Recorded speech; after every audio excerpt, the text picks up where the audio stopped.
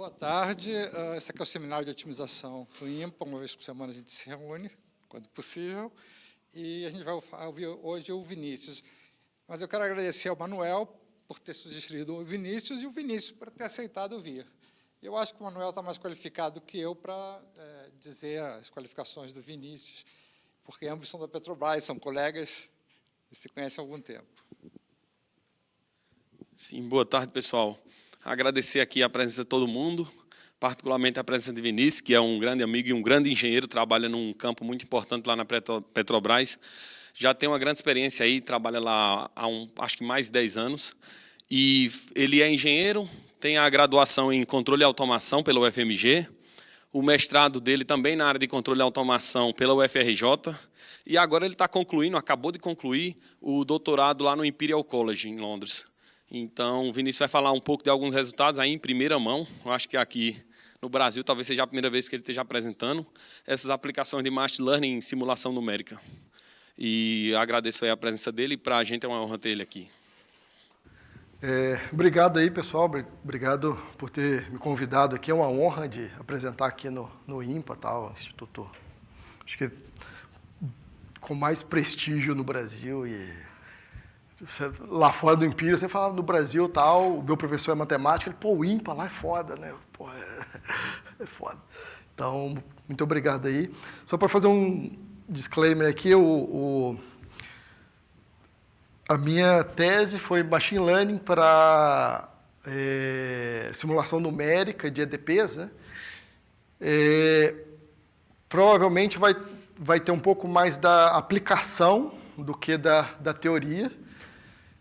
Pode me perguntar, talvez tenha coisas que eu não consiga responder, mais teóricas, mas a gente vai tentando aí fazer o possível.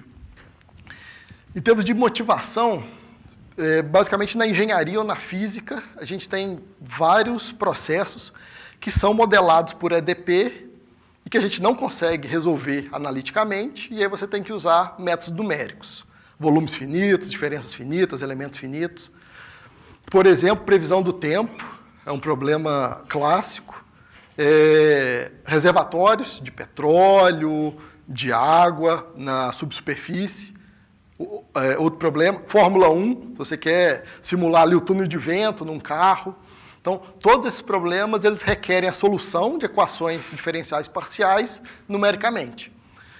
Só que um grande problema disso é que, como você tem um grid que você vai discretizar o tempo e você vai discretizar o espaço. Então, você tem muitos graus de liberdade e, muitas vezes, para resolver esse problema, mesmo numericamente, pode demorar muito. E um exemplo, por exemplo, os reservatórios que a gente tem no pré-sal, lá da Petrobras, é usual se você demorar um dia para simular um caso. Eu quero ver um caso aqui se eu mudar essa vazão desse poço. Só vou ter a resposta daqui a 24 horas. Mas não gostei dessa vazão, deixa eu mudar um pouquinho. Mais 24 horas. Então, para você fazer, por exemplo, design em engenharia, isso é muito custoso. Você precisa de alguma coisa que rode mais rápido e que te dê uma resposta mais rápida e que você consiga, por exemplo, resolver o problema inverso. Se você tem dado, você quer calibrar aquele modelo para respeitar o dado. E aí você vai ter que rodar várias simulações diretas, e se demora muito, fica quase que inviável. Então, o objetivo da minha tese foi como que a gente consegue atacar esse problema, como que a gente consegue fazer essa simulação numérica ser mais rápida, eficiente, usando Machine Learning. Tá? Aí a gente chegou em 3 formas que eu consigo usar Machine Learning para melhorar a simulação numéricas de EDPs.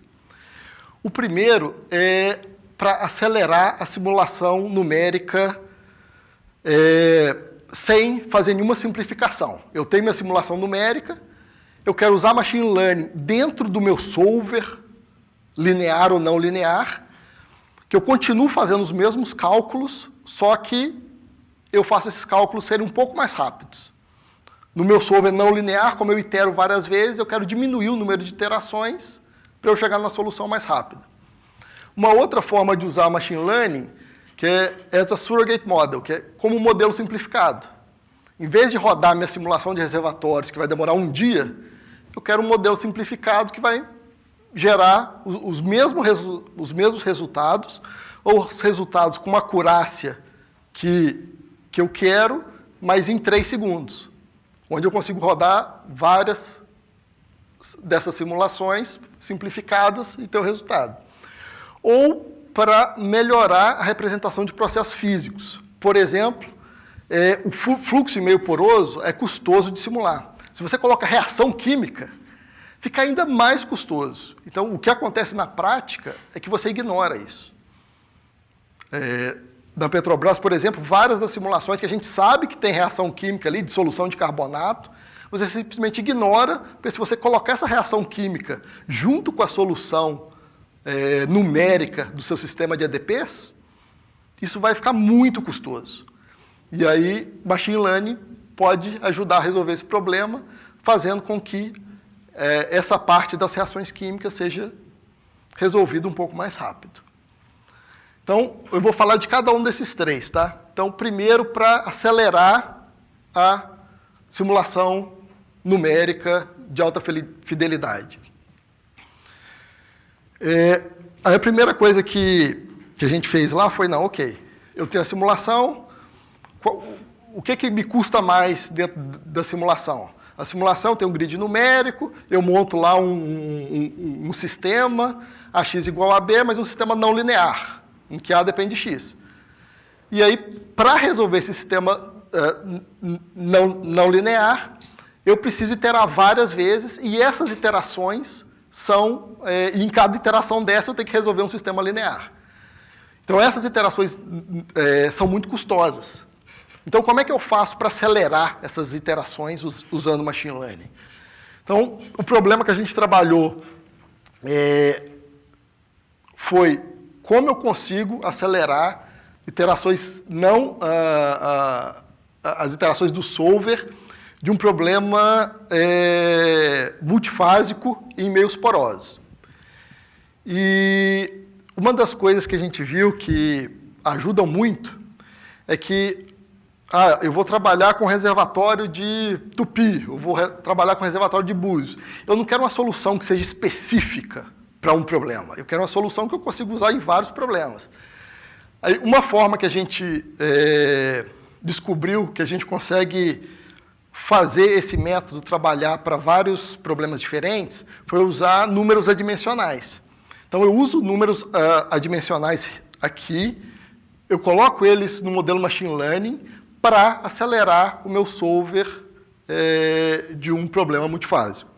Que problema é esse? Esse é um problema que os nossos simuladores de reservatórios usam. Eu quero modelar o fluxo de água e óleo num reservatório de petróleo. Eu tenho uma equação para saturação, eu tenho uma equação para velocidade, que é dependente da pressão. Eu consigo mexer nessas equações, e aí eu consigo chegar no final com uma equação hiperbólica para saturação, com choque. Então, eu tenho um choque. Se eu estou deslocando óleo com água, eu vou ter uma interface ali entre a água e o óleo. Eu vou ter um choque ali. E para a pressão é uma equação elíptica, se o caso for incompressível. E é isso que eu vou tentar resolver aqui. Então, eu tenho um sistema com uma equação hiperbólica, um sistema de EDPs, uma equação hiperbólica, uma equação elíptica, não lineares. Como é que eu resolvo esse sistema? Uma das maneiras de resolver esse sistema é usar um solver desse tipo aqui, que a gente fala que é Sequential Full Implicit, um solver sequencial, em que eu resolvo cada equação de uma vez e depois itero nas outras equações. É como se fosse um Fixed Point Iteration. E aí eu vou iterando até resolver todas as não linearidades do meu sistema. Se a gente olhar aí, primeiro eu vou resolver a pressão, depois eu vou calcular a velocidade, depois eu calculo a saturação. Uma das coisas importantes nesse solver é que tem um negócio que chama relaxação. O que é a relaxação? Quando eu calculo um novo mapa de saturação, dentro das minhas iterações não lineares, em vez de, para a próxima iteração, eu ir com esse mapa que eu calculei, eu faço uma média ponderada entre esse novo mapa que eu calculei, que é isso aqui, com os mapas de saturação das equações anteriores. Isso é como se fosse, em vez de dar eu calculei uma saturação nova. Então, em vez de dar o passo inteiro, eu baseado nas minhas saturações anteriores, eu só vou dar metade do passo. Isso estabiliza muito o meu solver e faz ele andar mais rápido. Só que tem um problema. Esse W aí, que é esse parâmetro de relaxação aqui, normalmente ele pode variar entre 0 e 2. Normalmente ele fica entre 0,5 e 1,5.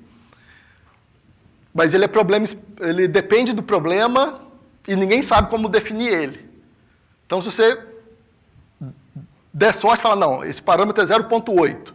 Pô, sua simulação vai rodar em 6 horas. Se você falar, não, ele era para ser 0,8, mas ele é 1,3. Você colocou 1,3. Sua simulação vai para 12 horas. Então, a gente tinha esse problema. Como que eu gero esse parâmetro de relaxação para o meu solver, para resolver esse meu sistema de ADPs não lineares? Aí que a gente veio com, então, vamos treinar um modelo de machine learning para gerar esses parâmetros baseados na física do meu sistema. Física do meu sistema significa os parâmetros da minha ADP. Então, baseados nos parâmetros da minha ADP adimensionalizados, eu vou treinar um modelo machine learning para tentar otimizar, gerar o parâmetro ótimo de relaxação para mim. E o objetivo principal é reduzir o número de iterações não lineares do meu solver. E aí, como é que a gente fez isso? Uma forma de fazer... Pode continuar? Ah, então beleza. Uma forma de fazer isso é o seguinte. Eu posso entrar com os meus parâmetros do sistema, que são os parâmetros do meu sistema de ADPs. Eu posso entrar com o valor da minha relaxação e aí ver quantas iterações não lineares eu tenho. Com o parâmetro de relaxação 0,5, ele vai gerar 15 iterações não lineares do meu solver. E é o que eu quero otimizar. Eu quero achar qual que é o parâmetro de relaxação que gera o menor número de iterações não lineares. Claro, não. Eu acho até melhor ir perguntando durante a apresentação. Como é que você faz de escalabilidade? Por exemplo, se aumentar o tamanho da matriz, a escolha vai ser baseada como? Então, aí, a entrada do meu modelo de machine learning não é a minha matriz inteira. O que eu faço, eu pego algumas estatísticas da minha matriz, como médias, máximos, medianas, e aí eu entro com essas estatísticas, porque, depois eu vou mostrar aí, eu consigo aplicar isso para reservatórios com 20 mil células, 20 mil parâmetros, como reservatório com 300 mil parâmetros. Entendeu? Então, o que eu faço aqui, eu quero otimizar esse cara. Então, eu treino meu modelo de machine learning aqui para, dado os parâmetros do meu sistema, dado o número de iteração do solver, eu já rodei, para gerar o dataset de treinamento, eu já rodei isso aí 2.000 vezes. Rodei um modelo simples 2.000 vezes, variando o parâmetro de relaxação. Então, eu entro ali com os parâmetros do sistema, o número de iterações que você gerou na saída, e eu tenho meu parâmetro de relaxação, que gerou aquele número de iterações. Eu treino meu modelo de machine learning. Depois de treinado, eu pego esse mesmo modelo e eu quero saber qual que é o parâmetro de relaxação que vai diminuir o meu número de iterações não lineares. Eu vou lá e coloco um número muito baixo ali para o número de iterações não lineares. É uma solução de engenharia, mas que, em vez de ter que rodar uma otimização a cada iteração não linear, que seria muito custosa, eu faço esse esquema E o que a gente vê depois é o seguinte, uma coisa boa disso é que, como eu uso algumas estatísticas da minha matriz, em vez de usar todos os parâmetros, eu consigo treinar esse meu modelo machine learning num caso muito simples, num caso 2D, num reservatório 2D pequeno, e aí depois de treinado, eu vou conseguir usar ele em reservatórios bem mais complexos. E aí o primeiro teste que eu fiz foi, peguei um modelo de machine learning simples, Random Forest, que é um conjunto de decision trees, um conjunto de árvores de decisão, basicamente. E eu treinei esse Random Forest e apliquei nesses 4 problemas aqui. Esse primeiro problema foi o que eu usei para treinamento. Então, eu treinei meu machine learning nesse primeiro reservatório ali de cima, que é um reservatório simples, que roda rápido. E aí, depois, eu apliquei nesses outros aqui, que são bem mais complexos. Tá? Que demoram, esse aqui chega a demorar quase um dia para rodar.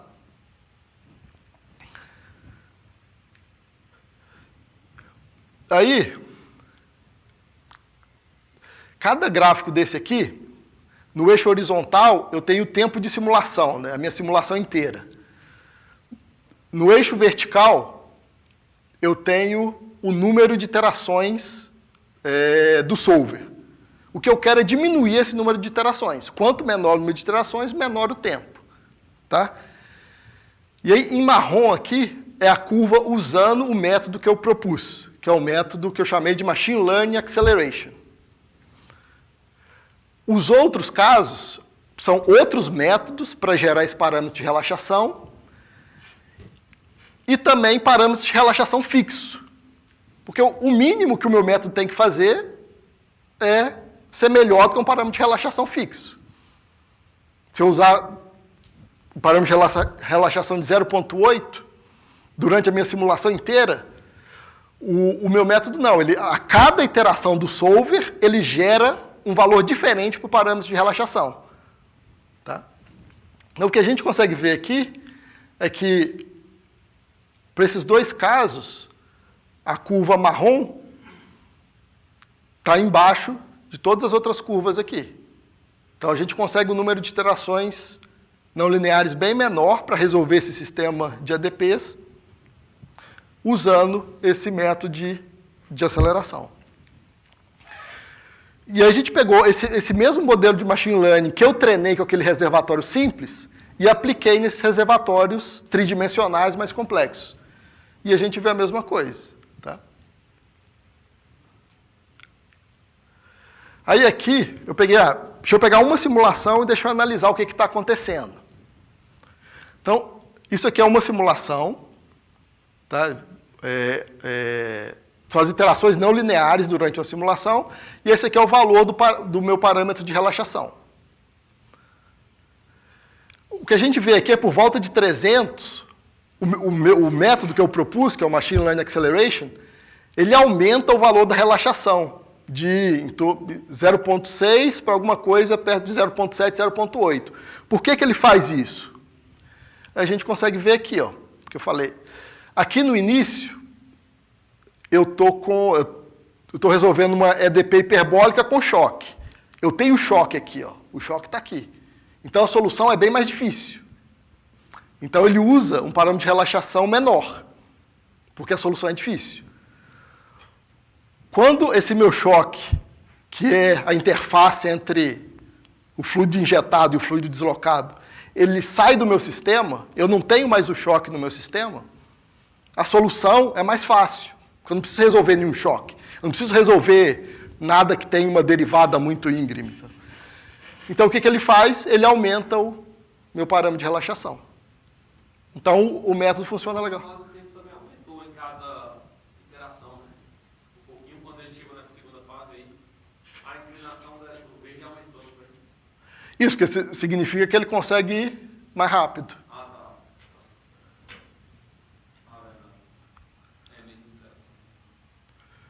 Então, funciona. Uma coisa que a gente fez foi, então vamos testar vários modelos machine learning. A gente tem aí uma né, uma miríade de modelos aí, deixa eu testar e ver quais são os melhores. E a gente chegou aí, tem esse modelo aqui, XGBoost, depois eu vou até mostrar, é interessante que todo mundo fala de Deep Learning agora. Deep Learning, agora é com método de attention, método com atenção, que é o que tem no chat GPT, nessas coisas. Mas para dado tabular, é muito difícil bater esse cara aqui, esse XGBoost. Tá? Eu mostro aqui, depois um trabalho... na última coisa que eu vou mostrar aqui também, que é dado tabular, é muito difícil, mesmo os modelos mais novos de Deep Learning, bater esse XGBoost, que já tem aí quase 10 anos aí no mercado. Tá? Para dado tabular, ele ainda é o melhor. E isso aqui é o que a gente consegue de redução no tempo de simulação e redução no número de iterações não lineares. Tá? Então, de 10% a 85%. Esse caso aqui, que a gente reduziu 85% no tempo de simulação, é o caso que demora mais, tá? É o mais complicado. Então, é o que demanda mais esforço e funciona melhor. Uma outra coisa que a gente testou depois também foi o seguinte. Você pode falar, ok, eu treinei meu modelo de Machine Learning naquele reservatório simplificado e depois apliquei nos meus reservatórios complexos. Mas durante a própria simulação, eu faço várias iterações não lineares. Por que eu não uso as iterações anteriores para gerar o parâmetro da próxima iteração? Isso, em Machine Learning, eles chamam de Incremental Learning ou Online Learning. Então, eu tentei fazer isso. Então vamos, dentro da mesma simulação, eu vou rodar 100 iterações não lineares, vou pegar essas 100, vou atualizar meu modelo Machine Learning. Vou rodar mais 100, atualizo. Assim. Então, eu testei aqui, se eu fizer isso, atualizando a cada 25, a cada 50, a cada 100, a cada 200. A gente vê aqui que a gente ganha um pouco mais, tá? Cheguei a 1% de ganho. Ainda menor do que o que a gente ganhava antes, mas ainda assim é um ganho. Tá? Então, essa primeira parte, em termos de conclusão, é que sistemas não lineares de EDPs para métodos numéricos, você tem journals que são especializados em métodos para resolver esse problema. E o que a gente propôs aqui é um método de Machine Learning que consegue, de forma simples, gerar parâmetro. Não posso falar, não é ótimo, mas que já é melhor do que o que a gente tinha antes. Tá? E a gente consegue aí uma média de 37% a 85% de redução no tempo de simulação nesses casos. Por favor, acabou a primeira parte? Sim. Então, eu queria fazer uma pergunta relativa à relaxação. Sim. No slide anterior, aquele dos primeiros slides, você deu uma forma ômega.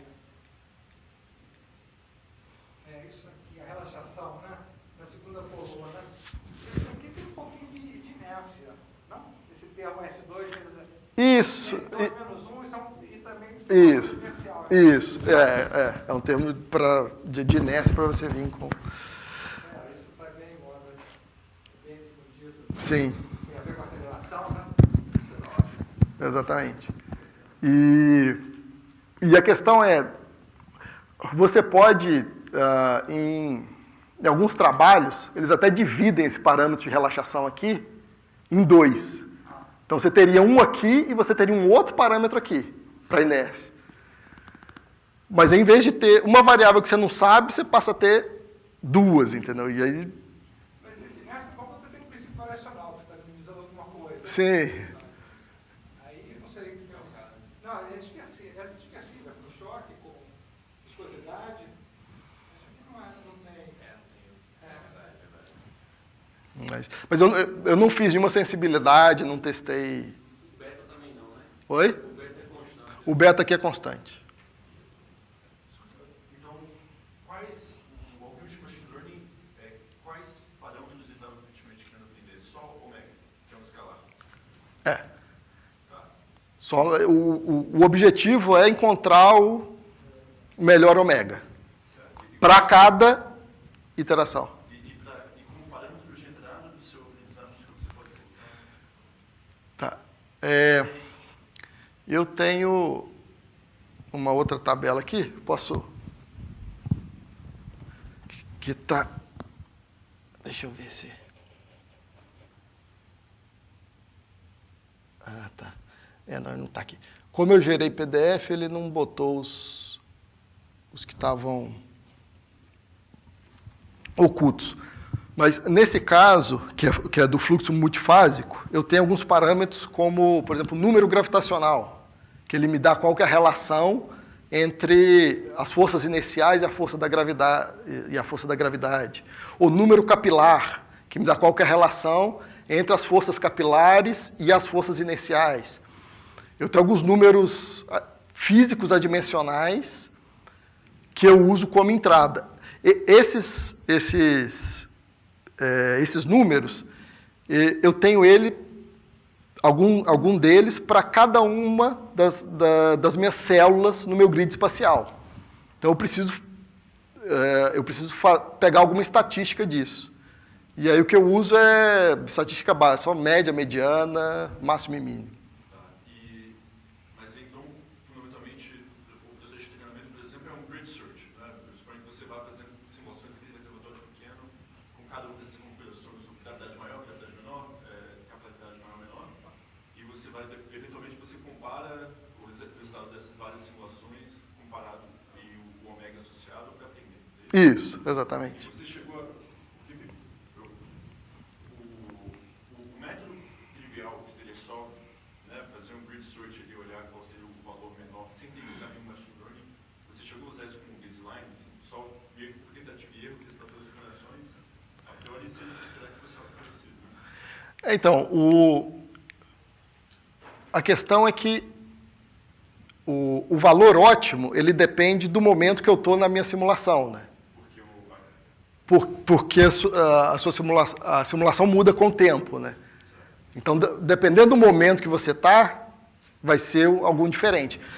O mais próximo disso que você está falando que eu tentei foi comparar com os valores fixos de relaxação.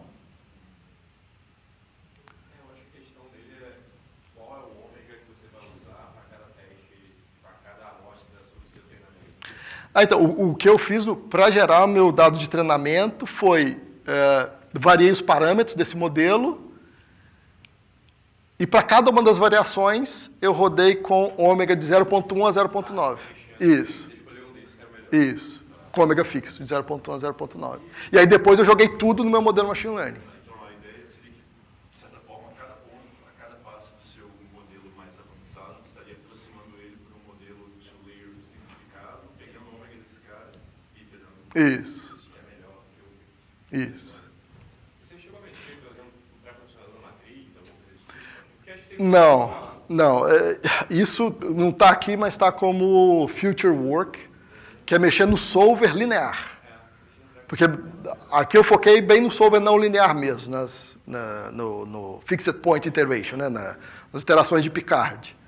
Mas o próximo passo seria ir no... Aqui usa GMRES, né? Ir lá no GMRES e trabalhar com pré-condicionador e aí tentar ver o que eu consigo... A questão é, eu preciso de algum tuning parameter, né? Eu preciso de algum parâmetro que eu consiga variar que vai impactar nas simulações e que eu consiga aprender. Aí, isso. Então, mas é isso. Então, esse aí foi o primeiro trabalho. Isso aqui são as publicações desses trabalhos. Depois, se quiser, eu deixo aí a apresentação para ver. E aí o próximo trabalho foi... Ok, beleza, eu usei machine learning para acelerar a minha simulação de alta fidelidade, né, que eu chamei, mas em vários casos, em vez de rodar a simulação de alta fidelidade, você roda a simulação de alta fidelidade algumas vezes, monta um modelo simplificado, e aí roda o modelo simplificado diversas vezes. O problema é quão bom é esse seu modelo simplificado. E aí eu falei, não, então vamos tentar montar um modelo simplificado usando machine learning para ver o que a gente consegue. E aí o objetivo aqui não é só a simulação direta, mas também o problema inverso. Dados observáveis, medidas, como que eu calibro o meu modelo, como que eu acho os parâmetros das minhas EDPs que vão honrar aquele dado medido. Tá?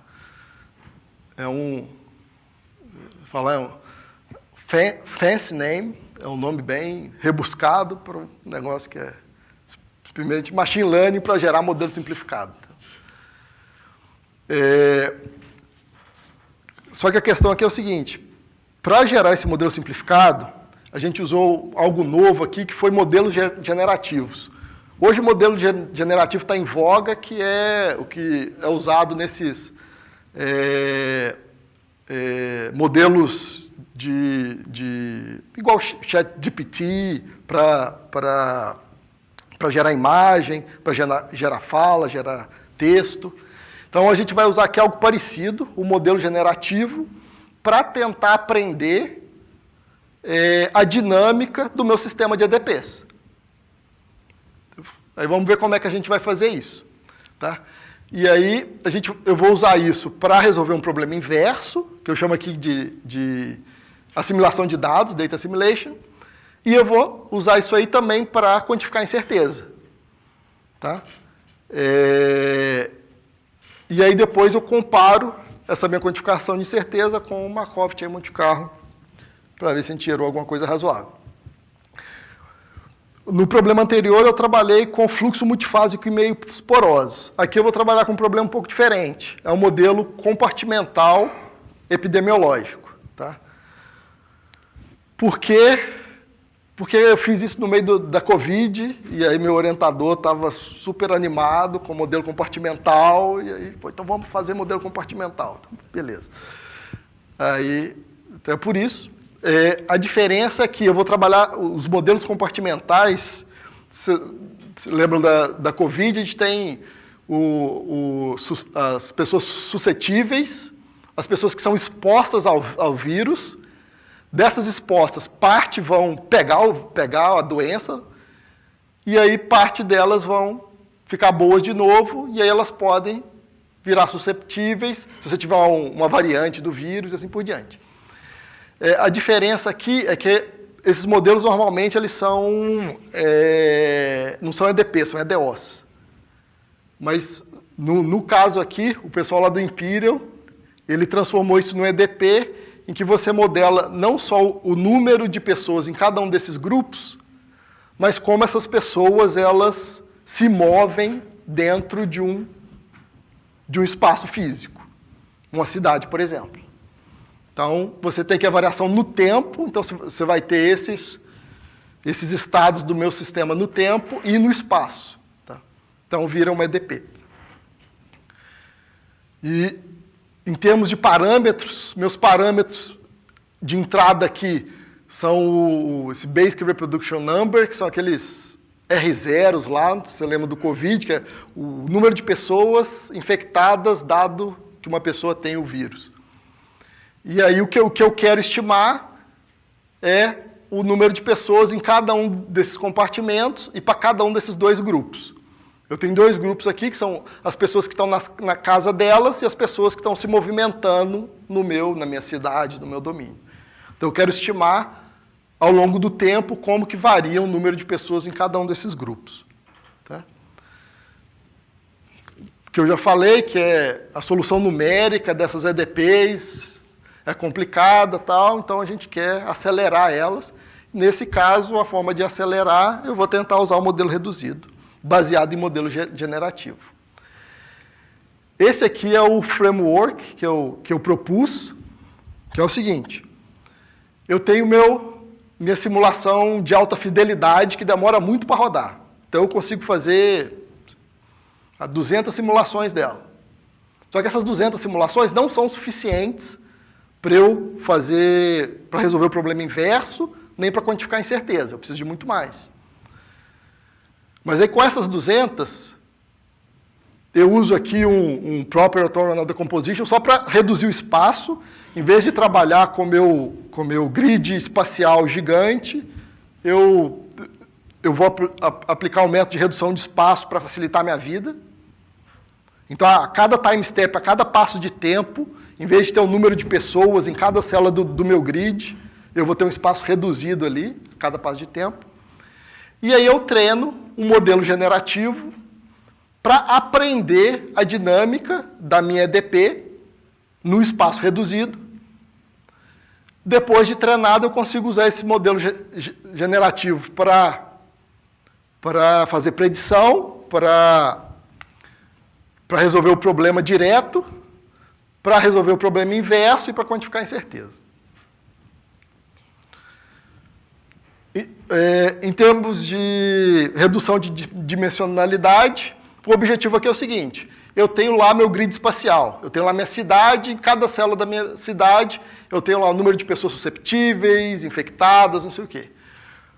Só que ele pode ser muito grande, pode ter até milhões de células. Eu não quero trabalhar com isso, para cada time step.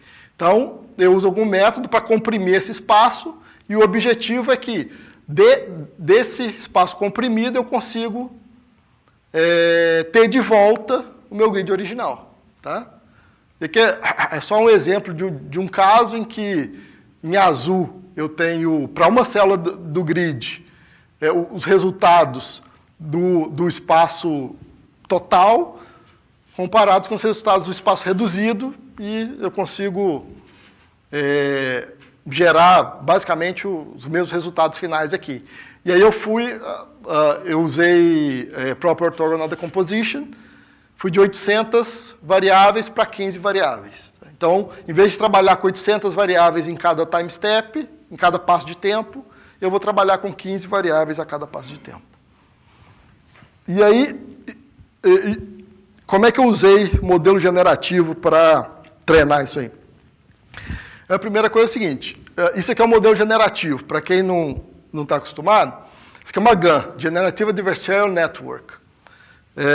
Um dos modelos generativos aí que fez mais sucesso nos últimos anos. Recentemente, ele tem sido... modelos de difusão têm gerado resultados um pouco melhores, mas ele foi usado por muito tempo e ainda é usado, né? São duas redes, uma rede é o generator, a outra rede é o discriminator.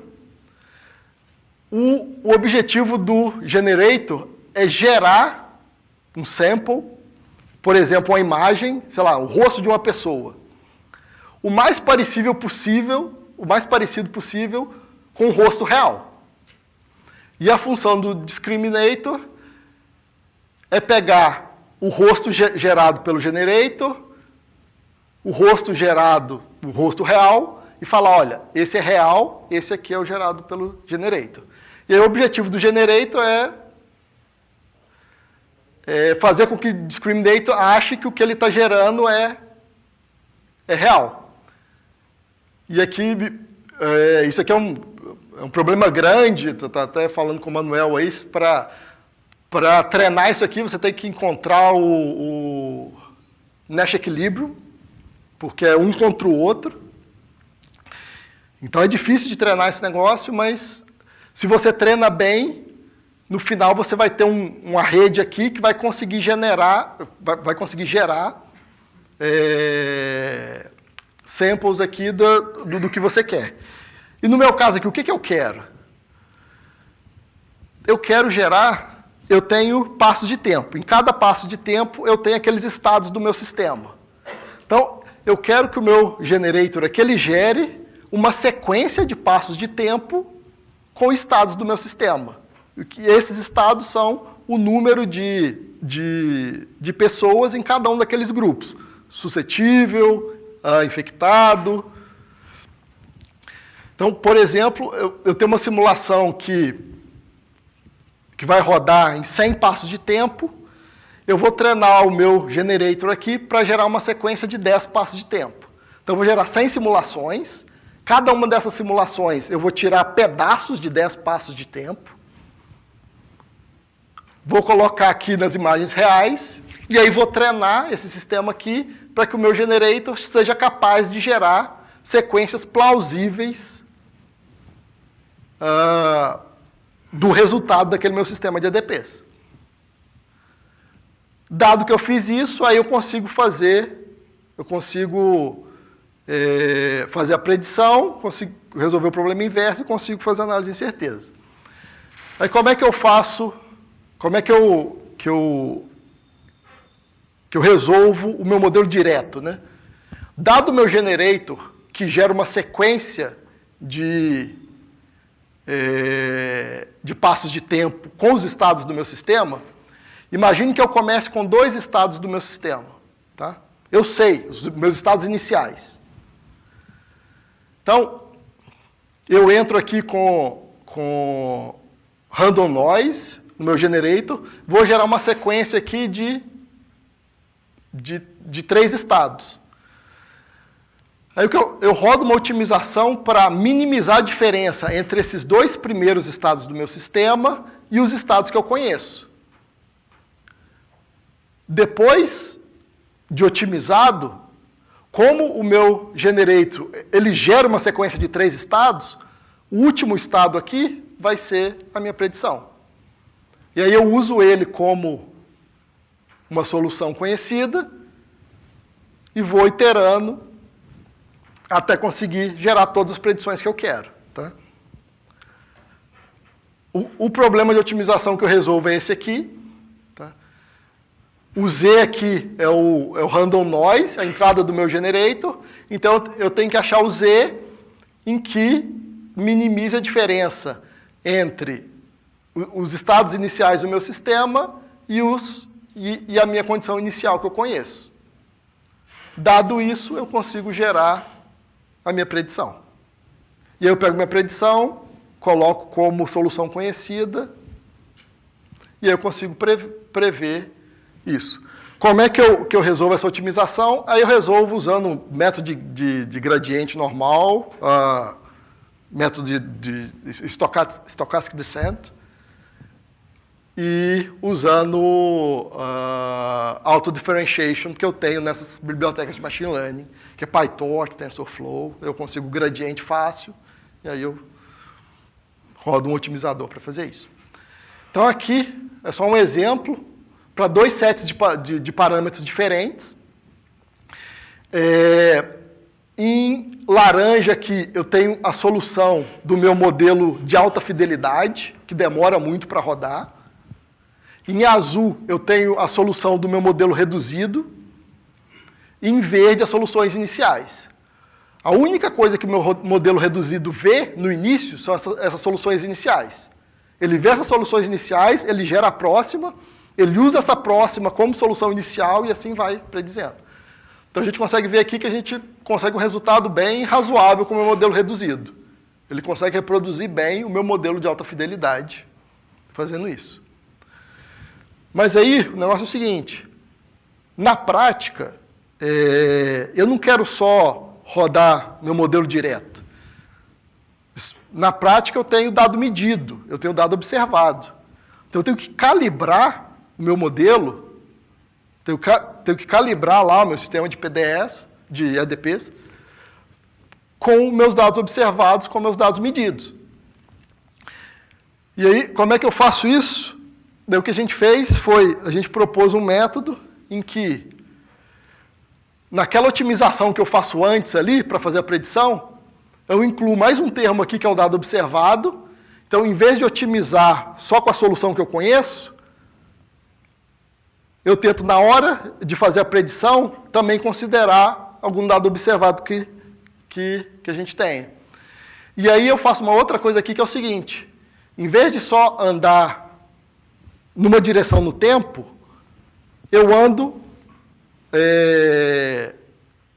no tempo para frente e para trás.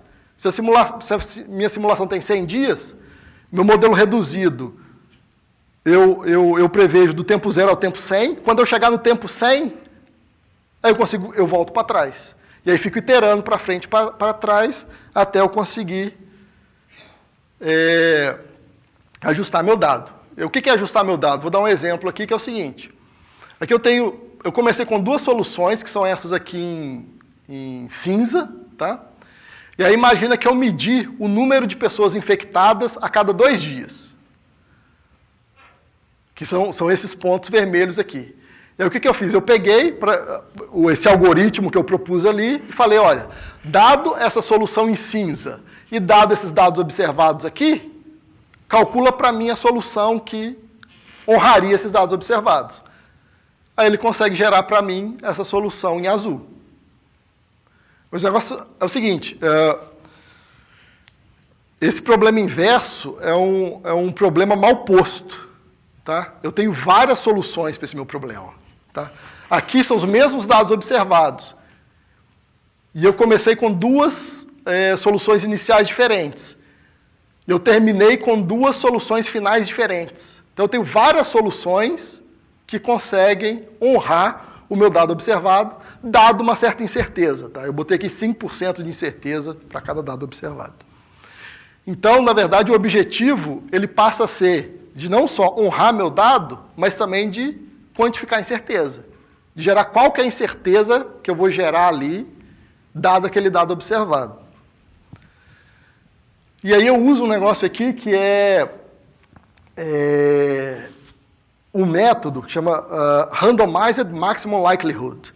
Você fala, aqui você pode usar Markov Chain Monte Carlo, já que você tem um modelo reduzido.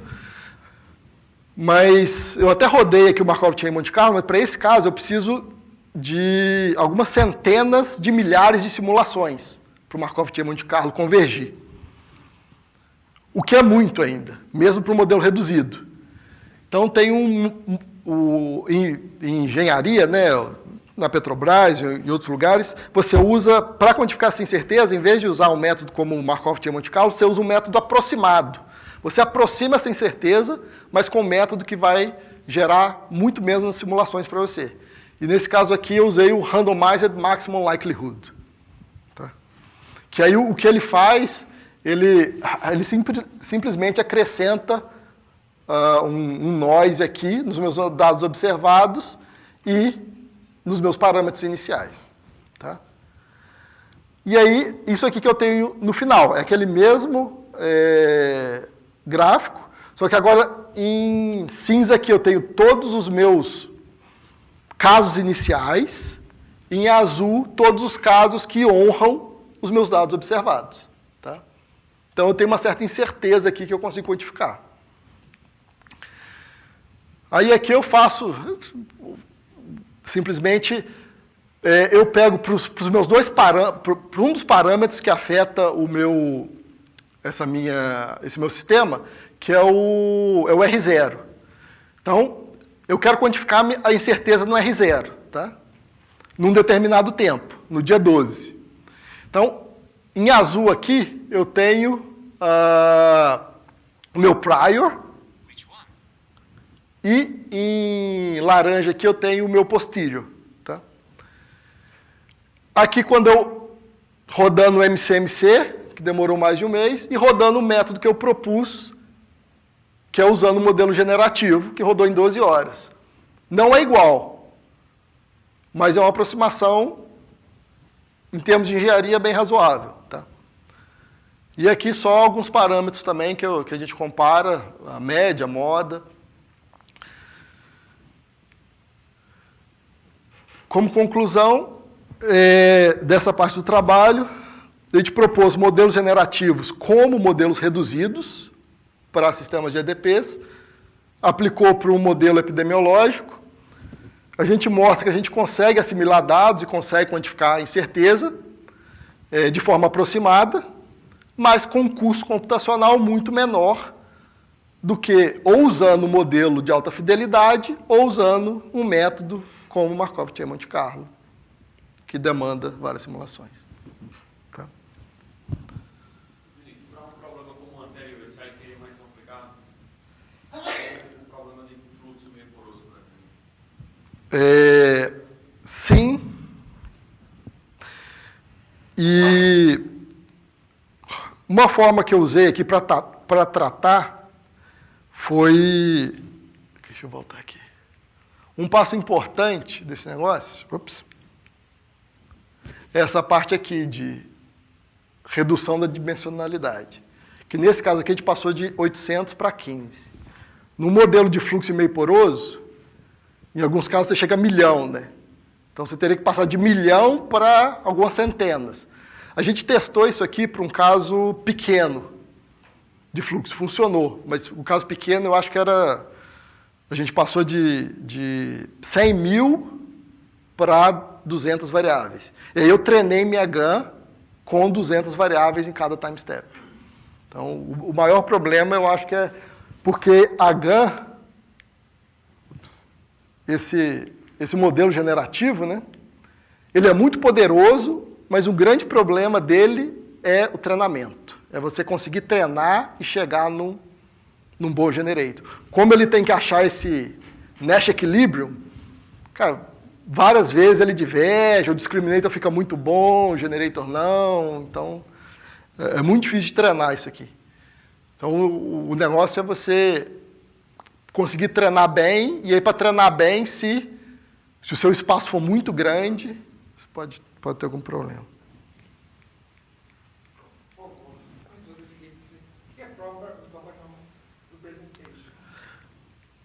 É PCA. É porque nessa parte de CFD, de fluidodinâmica computacional, eles chamam de própria ortogonal decomposição, mas é PCA.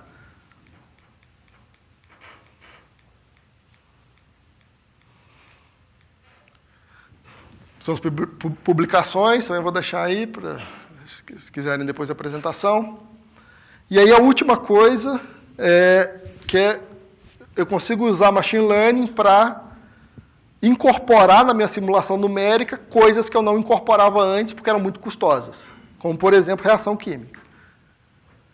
Então, modelagem rápida de processo reativo usando machine learning.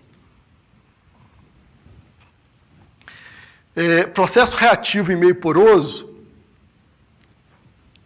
é importante, tá? Por exemplo, nos reservatórios aí do pré-sal, você tem dissolução de carbonato por injeção de água, que muda a injetividade do seu poço, quanto que você consegue injetar, muda as propriedades do seu reservatório.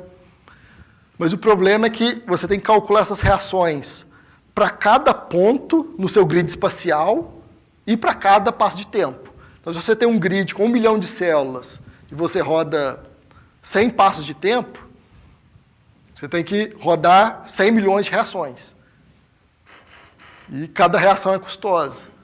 Então, o objetivo aqui foi, será que eu não consigo um modelo machine learning para representar essas minhas reações químicas? Ou algumas reações, né? Eu trabalhei com 2 problemas. Esse cation exchange e dissolução de calcita. Eu vou mostrar aqui só o cation exchange. Como é que funciona fluxo reativo, né? Eu tenho lá meu simulador de fluxo em meio poroso. Eu rodo o que a gente chama de transport step, que significa eu resolvo as minhas equações de transporte. Então, se eu tenho lá a saturação dos fluidos, eu vejo onde que as minhas saturações vão estar no próximo passo de tempo. E aí, depois, eu chamo um simulador químico e resolvo minhas equações químicas, atualizo ali meus componentes, e aí depois volto para o meu passo de tempo. Faço transporte, reação química, volto. Transporte, reação química, volto. Assim por diante. Isso já é feito, tá?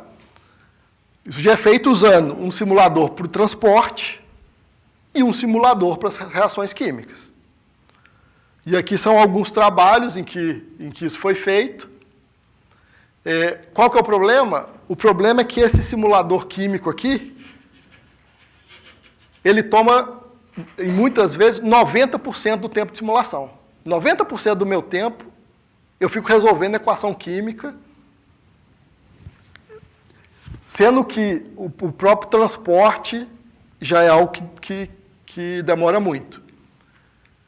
Então, o meu objetivo é, em vez de usar aqui o simulador químico, eu vou usar o modelo de machine learning, que vai rodar muito mais rápido que o meu simulador químico. Tá? Qual que é o meu problema? O meu problema é esse Cation Exchange. Eu tenho uma solução no meio poroso, com uma dada composição. Eu injeto uma solução com uma composição diferente, e aí eu vou ter uma troca entre os cátions que estão colados no meu meio poroso e os meus cátions que estão em solução. Tá? E aí, a cada passo de tempo, o que eu tenho? Eu tenho como entrada a minha solução que eu injetei, eu tenho como entrada a solução que está aqui colada no meu meio poroso, e eu quero como saída a solução final depois dessa troca. Tá? Então está aqui, o meu problema é esse aqui. Ó. Eu tenho essas entradas, a solução que eu injetei, a solução que já estava no meio poroso, e eu quero a composição da nova solução. Tá?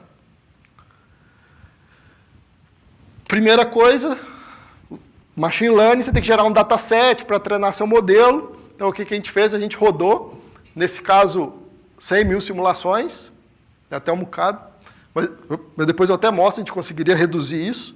A gente rodou 100 mil simulações desse software aqui, que é um software que calcula essas reações, e a gente usou isso como dataset a base de dados de treinamento. Testei vários métodos, igual eu mostrei naquele primeiro trabalho. Esse aqui é um caso tabular, tá? O primeiro, que eu estava calculando o parâmetro de relaxação, era tabular. Esse aqui também é tabular. Significa que eu consigo montar numa tabela, né? Eu tenho entradas e saídas que são escalares. Não é uma imagem, não é um som. Né? Então, eu usei aqui alguns métodos para problema tabular. Depois eu vou até comparar com alguns outros métodos de Deep Learning. E aqui é o Root Mean Square Error, o erro de cada um desses modelos. Quanto menor, melhor. Né? Significa menos erro para representar o meu dado de teste aqui. E o que eu tinha falado antes, é muito difícil você conseguir ganhar do XGBoost. Tá? Apesar que aqui eu estou comparando só uma rede neural simples, que é o Multilayer Perceptron. Mas o que eu quero aqui, na verdade, eu quero que esse modelo Machine Learning ele seja muito mais rápido do que a minha reação química. Então, na verdade, aqui eu coloquei qual que é o tempo de resposta de cada um desses modelos para fazer uma reação, para fazer 1000 reações e para fazer 10.000 reações. E aí eu comparo isso com o meu software, de alta fidelidade, ele para gerar uma reação, ele demora 10 milissegundos. Tá? Então significa que para gerar uma reação aqui, quase todos eles estão melhores do que o software. Então eu consigo usar esses modelos para representar a minha reação. Eles vão ser mais rápidos. Aqui é só para falar um gráfico que eu mostro. Esse é o valor real de cada um dos componentes após a reação, e esse é o valor que o meu modelo Machine Learning previu. O ideal é eu ter uma reta diagonal aqui, que significa que a minha predição está igual ao valor real. E faz um trabalho razoável. Esse aqui eu estou mostrando os dados do XGBoost. Tá? O negócio é que, esse negócio de Deep Learning, né? Recentemente tem esses métodos baseados em attention, em atenção. E esses métodos estão revolucionando o Deep Learning. Né? A gente tem ChatGPT, todas essas coisas são baseadas nesse método de atenção. Falei, deixa eu testar uns métodos desses para dado tabular para ver se eles são melhores. E eu testei 2 métodos desses, o TabNet e o FT Transformer. E o que a gente vê aqui é que o TabNet não, mas o FT Transformer até que gera os resultados um pouco melhores. Só que é muito mais lento para treinar e a predição não é tão rápida igual ao do XGBoost. Tá? A gente decidiu, não, então vamos... E aqui é só aquele mesmo gráfico de real contra predição. Falei, vamos com o XGBoost. Mas aí a questão é o seguinte, o que eu mostrei até agora foi o que a gente chama de one-shot prediction. Eu fiz a predição de uma reação. Tá? Então, para uma reação, eu tenho um resultado, o erro baixo, legal, bacana. Só que na minha simulação numérica, o que eu faço? Igual eu mostrei antes. Eu faço o transporte, eu faço a reação, depois eu faço o transporte de novo, a reação. O resultado de uma reação, ele vai servir como entrada para o próximo time step. Então, eu estou retroalimentando meu sistema. Então, mesmo se eu tiver um erro pequeno no início, pode ser que esse erro exploda no final. Tá? Então, apesar de ter um errinho pequeno para fazer uma predição, esse erro pode explodir. Mas vamos tentar. Peguei esse modelo Machine Learning, coloquei ele dentro lá do meu simulador de reservatório, meu simulador de transporte em meio poroso, e aí rodei. E aí o que a gente acha aqui? Os círculos são os resultados que eu espero, que é quando eu faço a integração do meu software de transporte com o meu software de reação de alta fidelidade. Então, eu quero reproduzir os meus resultados aqui, minhas bolinhas, e as linhas é o resultado quando eu faço a simulação usando meu modelo de Machine Learning. A princípio não funciona. Por que não funcionou? Principalmente por causa desse que chama de rollout error. O erro à medida que você vai retroalimentando o seu modelo. Apesar do erro inicial ser pequeno, mas a saída desse modelo Machine Learning vai ser a entrada para o próximo e assim sucessivamente. Aí, falei, deixa eu dar uma parada, então vamos analisar um pouco mais. O que está acontecendo? E aí é o que estava até conversando com um amigo ali, Fábio. Com o Fábio. Uma questão nesse problema, vamos usar algo parecido com Physics Informed. Eu sei o que está acontecendo na minha reação. Eu consigo colocar alguma física ali dentro do meu modelo de Machine Learning. Então, a gente tentou trabalhar com Physics Informed, Machine Learning, mas funcionou melhor, mas ainda é muito difícil de treinar, difícil de convergir. E aí a gente falou, não, então vamos ver o que está acontecendo, vamos atacar outras frentes. E aí a primeira frente que a gente atacou foi o meu dataset de treinamento. Eu estava gerando meu dataset de treinamento usando um Monte Carlo básico. Pegava cada um daqueles componentes, falava, varia de 0 a 1.5, de forma randômica. E aí pegava isso, colocava lá no meu simulador de alta fidelidade e pegava o resultado. Só que se a gente olhar aqui, grande parte do tempo, algum dos meus componentes tem concentração 0. Raramente eu tenho os 3 componentes com concentração diferente de 0. Então o que a gente fez? Então vamos tentar gerar um dado de treinamento que esteja um pouco mais próximo do meu manifold, no meu espaço de entrada das minhas soluções possíveis. Então, a gente mudou o dataset de treinamento, fazendo o quê? Para cada ponto novo de treinamento que a gente gerava, a gente pegava um desses cátions aqui e jogava para 0, de forma randômica. Tá? Só para garantir que no meu dataset de treinamento, eu ia ter casos em que algum dos meus cátions aqui, dos meus componentes, eram 0. E aí isso já melhorou muito o meu resultado.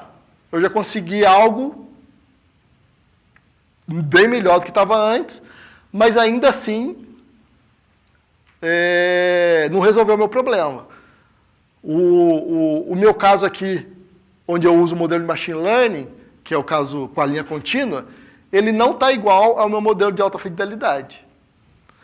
E aí eu olhei aqui, o que está acontecendo? Se eu olhar aqui, isso aqui é potássio, tá? Esse K aqui. Eu estou gerando muito mais potássio, no meu caso com Machine Learning, do que eu tenho na realidade. Então, eu não estou conservando massa aqui, eu estou criando potássio. Então, o que eu fiz foi, não, então vamos fazer o seguinte, vamos pegar esse modelo Machine Learning que eu treinei com esse dataset já modificado, em vez de colocar um Physics Informed, vamos fazer um Physics Constraint. Eu peguei a saída dele, eu meio que, como se fosse, projetei a saída no meu espaço físico. De forma mais simples, eu simplesmente forcei que a minha saída do meu modelo de Machine Learning conservasse massa. Eu olhei as entradas, olhei a saída, simplesmente reescalei linearmente a saída de forma a conservar a massa. E aí, quando eu faço isso, eu consigo bater. Tá?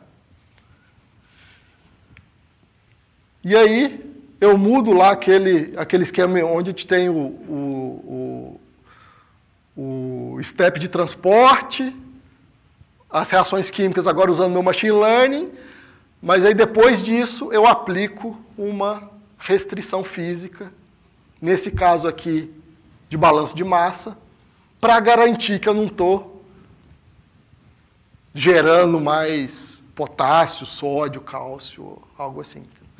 E fazendo isso eu consigo rodar a mesma simulação, mas agora usando um modelo de Machine Learning que é 10 vezes mais rápido do que o meu modelo de alta fidelidade.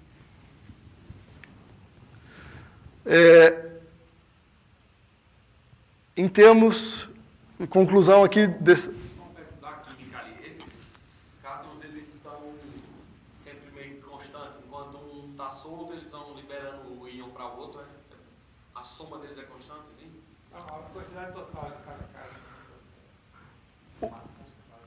Então, O CA2+, o K+, e o Na+. Quando um aumenta ou diminui, porque eles estão uns depositando enquanto o outro está... O que entra de CA, K e Na... O outro deposita, né? Isso, é como se fosse... A gente pode ver isso aqui como chama de charge balance. Ele vai conservar o charge aqui. tá. Sim, isso. Se eu tenho, sei lá, -2, ou eu vou ter um potássio e um sódio, ou eu vou ter um cálcio. Isso. Vai estar com CO3, 2 Isso, exatamente. Então, o que eu conservo aqui, na verdade, não é nem massa. O que eu conservo aqui é charge. Tá. Por favor, isso daqui não poderia ser colocado dentro do Machine Learning? Essa conservação? Poderia, tá? Até a gente está como...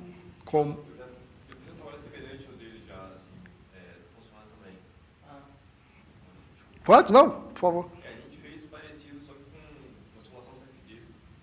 A gente colocou a restrição de fluidos, de fluidos. Né? E aí colocou a restrição de balanço de massa dentro da função objetivo. Né? Não a igualdade, não a restrição. E aí, com a tolerância. E aí, converte também, poderia ser externo ou interno. A gente fez um loop, né? Tem um finalzinho de volta, né?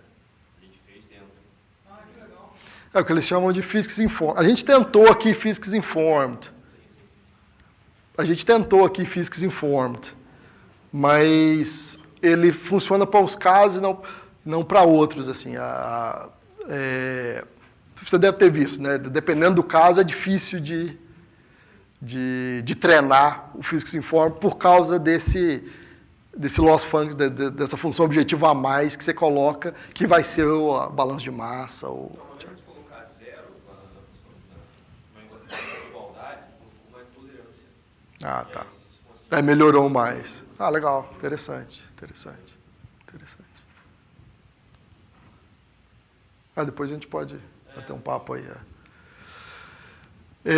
Então, na verdade, o que eu faço aqui é que, muitas vezes, vou usar Machine Learning e vai funcionar. Não é necessariamente assim, tá? A gente pegar o modelo Machine Learning, só treinar e achar que já vai dar o resultado legal, normalmente não é assim que funciona. E, principalmente, nesses casos de simulações físicas, quanto mais conhecimento, quanto mais física a gente incorpora no nosso modelo Machine Learning ou no nosso framework, melhor é a nossa solução. Tá? as publicações, e aí acabo com essa parte principal aí do que eu fiz. Só uma última coisa que eu vou mostrar aqui, que é o seguinte: tem como usar machine learning para resolver essas simulações numéricas de EDP. A gente aplicou dessas 3 maneiras, em separado, mas existem outras formas de fazer isso e você pode combinar essas formas também. Por exemplo, a gente fez um trabalho em parceria com o Sandia National Labs, nos Estados Unidos, daquele primeiro caso lá do solver não linear, né? Um dos parâmetros que influencia muito também a convergência do solver não linear é a condição inicial de cada iteração. A primeira iteração que eu começo, se ela está próxima da minha solução final, eu vou convergir muito mais rápido. Então, uma das coisas que a gente fez foi, a gente combinou esse caso 2 aqui, o modelo reduzido. Então, a gente treinou um modelo reduzido para gerar a condição inicial do meu solver não linear. Então, em vez de usar o modelo reduzido para gerar a solução que eu quero, eu usei o modelo reduzido para gerar a iteração inicial do meu solver não linear, por um problema de fluxo multifásico e meio poroso. Ao fazer isso, a gente consegue reduzir aí o número de iterações não lineares de 18% a 73%, naqueles casos que eu mostrei antes. Tá? Então, também é uma combinação daquelas coisas que você consegue fazer. E é isso, muito obrigado por estar aqui.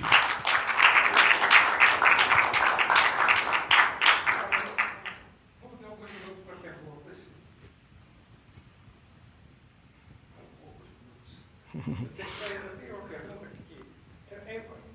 Seria interessante você explicar rapidamente por que esse problema de fluidos e meios porosos é tão importante. Falar sobre a recuperação secundária. Assim, o fluxo em meio poroso, ele tem várias aplicações. Uma delas é na indústria de petróleo, tá? Mas a gente tem aplicações em... Por exemplo, um dos meus orientadores trabalhava com vulcanologia. Você consegue modelar o movimento da lava na subsuperfície usando o fluxo em meio poroso, tá? Mas, para a parte de petróleo, para modelar o seu fluxo de óleo, água, gás, ou o que for, da subsuperfície, esse é o tipo de ferramenta que hoje é usada para fazer todos esses projetos. Tá? Então, qualquer campo novo que vocês virem, a Petrobras descobriu óleo lá na bacia do Amazonas. Já tem uma equipe que está fazendo a modelagem desse reservatório em subsuperfície, montando um modelo numérico, que é basicamente um sistema de EDPs, que você discretiza no tempo e no espaço, e você vai resolver aquilo. E aí, resolvendo, você consegue saber onde que está a água que você injetou, para onde que essa água está indo. Ou, eu quero recuperar mais óleo. Como é que eu faço para recuperar mais óleo? Será que eu injeto gás naquele poço ou água nesse? Você consegue fazer tudo isso usando a simulação numérica. CCUS também, Vinícius, que hoje está bem falado. Storage, né, de carbono, armazenamento de carbono, que hoje em dia tá em voga. É a mesma coisa, fluxo multifásico e meio poroso. Porque você tem um aquífero e você vai injetar esse CO2 no aquífero. Então, você vai deslocar essa água com o CO2. E aí são as mesmas equações. A equação elíptica com choque, que é para representar a saturação dos fluidos. E você pode ter uma equação de pressão aí que vai ser elíptica ou parabólica, dependendo de como você modela. Então, é um problema hoje que falar que um dos maiores computadores cluster de simulação da América Latina hoje está sendo usado para resolver esse tipo de simulação.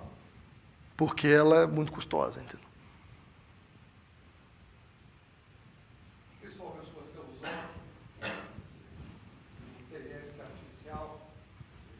É tudo proprietário, só código livre? Não, então, uma das coisas do meu doutorado foi que está tudo código livre, está tudo GitHub. Então, quem quiser pegar, pode ir lá, tem tudo.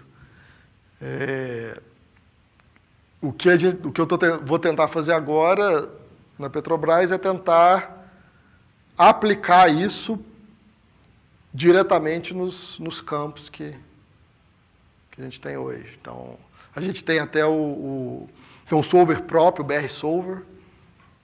Vou ver se eu consigo colocar essa parte de machine learning no solver e tal. Sim. Então, E onde estão os computadores que rodam esses códigos? Não sei, eu sou Petrobras, mas imagino que o governo também só estudou tem coisa da própria Petrobras. sim, você tem um cluster próprio que fica na Ilha do Fundão e lá em Guaratiba, né? Mas tem no CPD da empresa. Mas é isso. E esses são os dois grupos de pesquisa lá do Imperial que eu fiz parte, que é o Applied Modeling and Computation Group, que o meu orientador foi o Christopher Payne, e o NORMS, que é Novel Reservoir Modeling and Simulation. Então, esse grupo aqui ele trabalha especificamente com fluxo e meio poroso, fluxo multifásico e meio poroso. E esse grupo aqui é com modelagem numérica aí de previsão do tempo, tsunami, explosão de vulcão, Asa de avião. asa de avião, carro de Fórmula 1. Aí é qualquer coisa. Agradecer mais uma vez. Obrigado.